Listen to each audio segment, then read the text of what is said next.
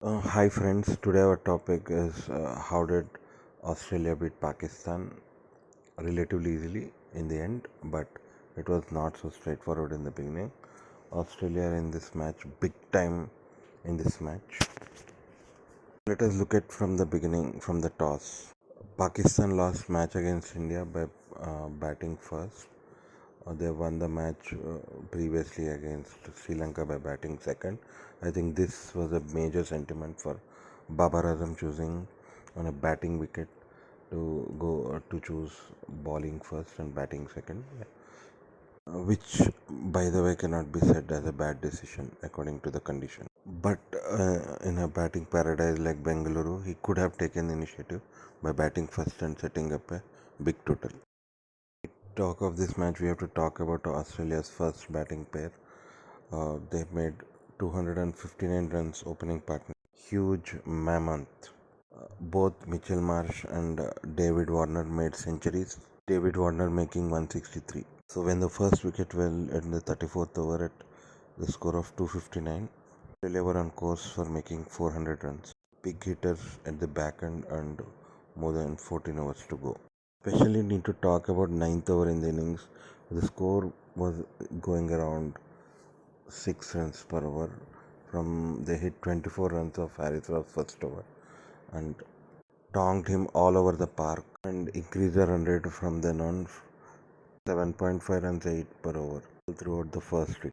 But unfortunately, that did not happen because of a good back end bowling by Pakistan. Special mention should be given to Shaheen Afridi, who took 5 wickets. This restricted the scoring to just rather than just to a manageable 367. On a side note, we need to talk about Pakistan's fielding, which was very poor throughout, which is a systemic problem for Pakistan team. They've always been like that, very poor fielders throughout the tournament, throughout history also, not just now. In this match also, we have seen Warner being dropped by 10. It's a very, very, very interesting moment because this could have turned the match in Pakistan's favor.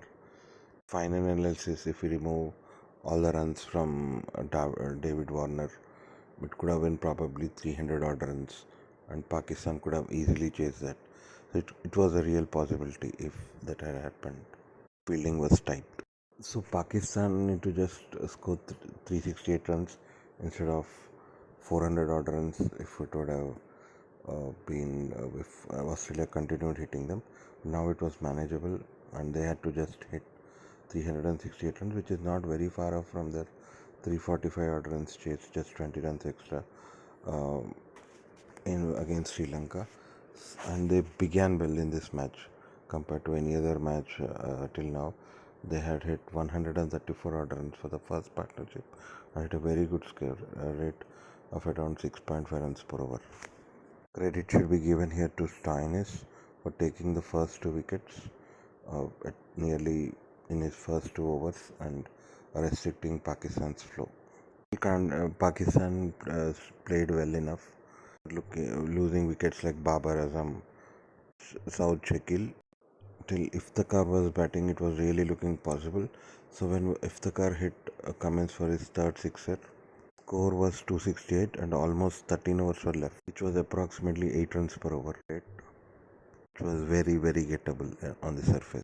Comes Adam Zampa back into this game. He had 4 wicket haul this time again. He removed both Iftikhar and Rizwan and dented Pakistan chances. Then onwards, it was looking like Pakistan was going to lose the match inevitably, and that is what has happened. Overall speaking, Pakistan did compete well at moments, even though initially it was looking like Australia was about to get 400, but Pakistan managed to pull them back.